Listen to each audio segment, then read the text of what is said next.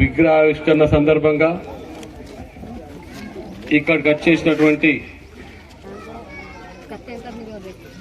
గ్రామ ప్రజలకు, కాంగ్రెస్ పార్టీ శ్రేణులకు, గ్రామస్తులకు, మరి విగ్రహాన్ని ఏర్పాటు చేసినటువంటి సంఘానికి అందరు కూడా హృదయపూర్వక నమస్కారం తెలియజేస్తూ అందరు కూడా గణతంత్ర దినోత్సవ శుభాకాంక్షలు తెలియజేస్తున్నాం. ఎంతో కాలం నుంచి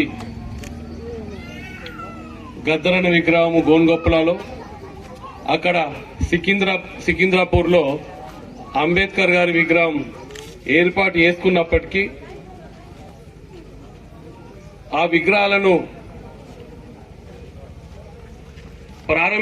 నోచుకోకపోవడం, మరి ఈ రోజు ఈ గణతంత్ర దినోత్సవం ఎప్పటికప్పుడు వార్తలను వీక్షించేందుకు Q9 న్యూస్ ని సబ్స్క్రైబ్ చేసుకోండి, లైక్ చేయండి, షేర్ చేయండి. విలువైన సమాచారాన్ని ముందుగా మీరే తెలుసుకునేందుకు బెల్ బటన్ ని క్లిక్ చేయండి.